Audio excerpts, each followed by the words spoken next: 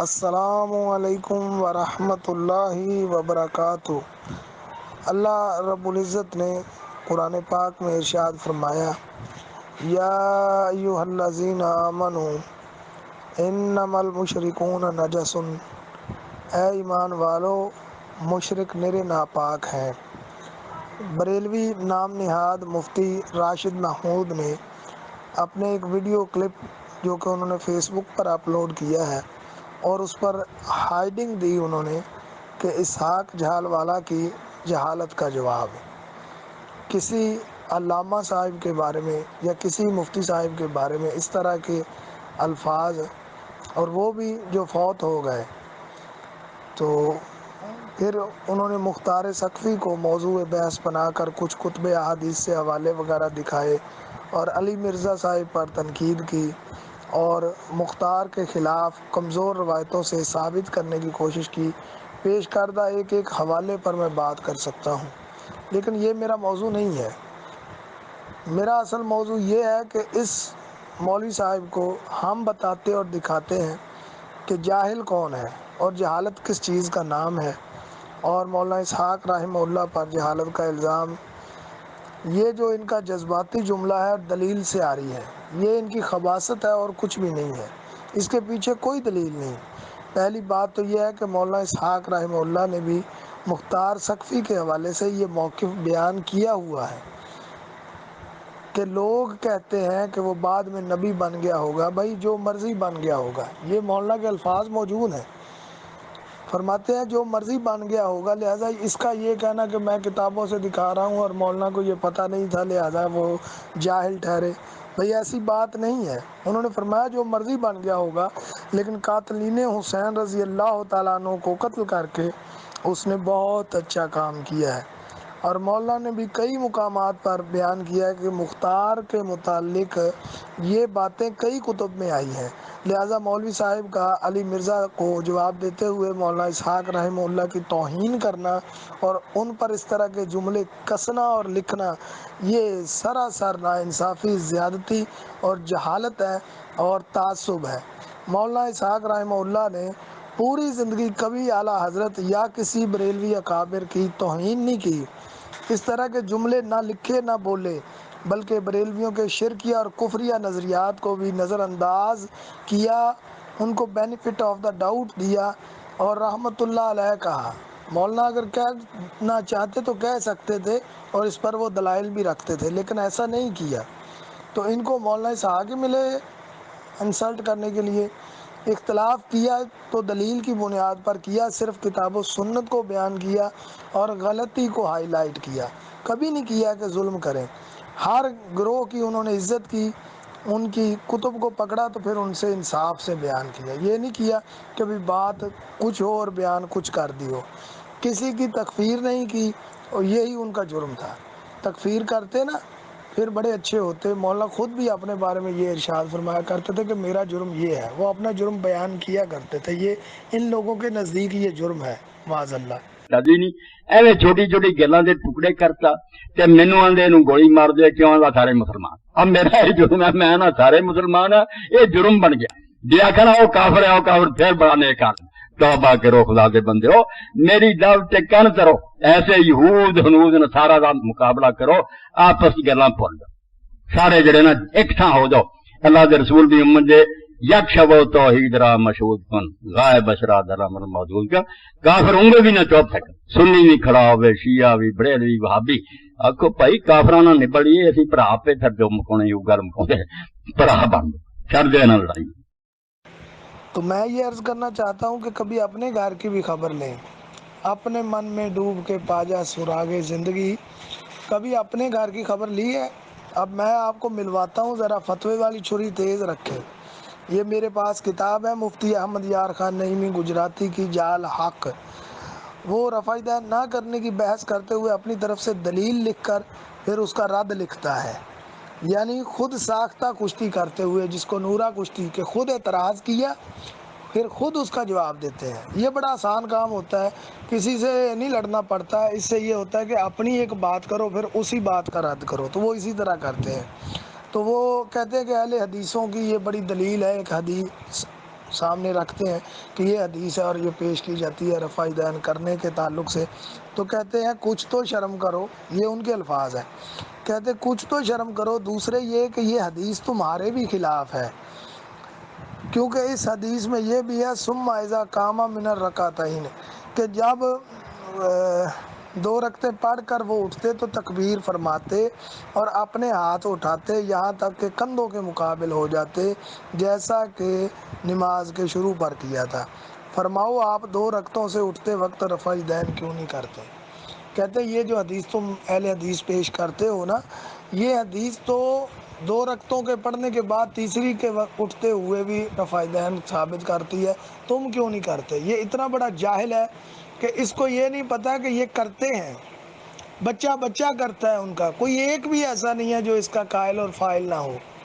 بعد الرکعتین کی رفع الیدین ہوتی ہے، موجود ہے، یہ کہتا ہے کہ ہے تو ثابت، تم کرتے کیوں نہیں؟ یعنی اگر تم اس حدیث کو دلیل مانتے ہو تو اس پر تمہارا اپنا عمل نہیں ہے، یہ تمہارے بھی خلاف ہے۔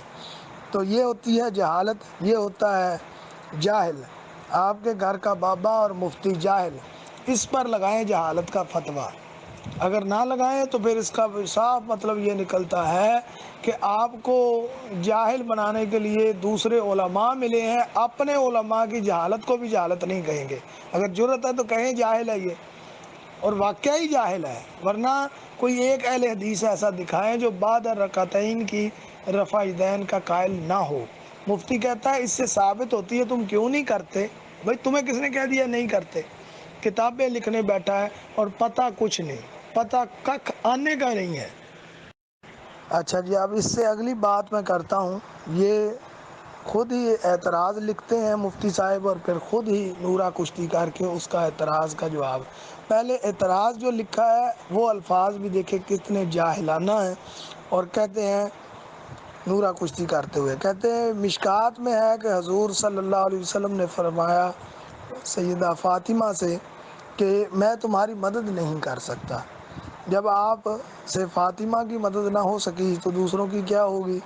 تو اس کا جواب لکھتے ہیں مفتی صاحب، کہتے ہیں یہ اول تبلیغ کا واقعہ ہے، مقصد یہ ہے کہ اے فاطمہ اگر تم نے ایمان قبول نہ کیا تو میں خدا کے مقابل ہو کر تم سے عذاب دور نہیں کر سکتا۔ دیکھو پسر نوح، یعنی نوح علیہ السلام کا بیٹا جیسے کافر تھا معاذ اللہ، اس طرح کی مثال دے رہا ہے یہ مفتی۔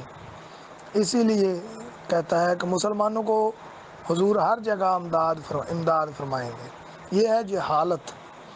کبھی اس پر بھی کلپ بناؤ مفتی صاحب، پتہ چلے آپ کے انصاف کا۔ سیدہ فاطمہ سلام اللہ علیہا نے تو گود رسول میں آنکھ کھولی صلی اللہ علیہ وآلہ وسلم۔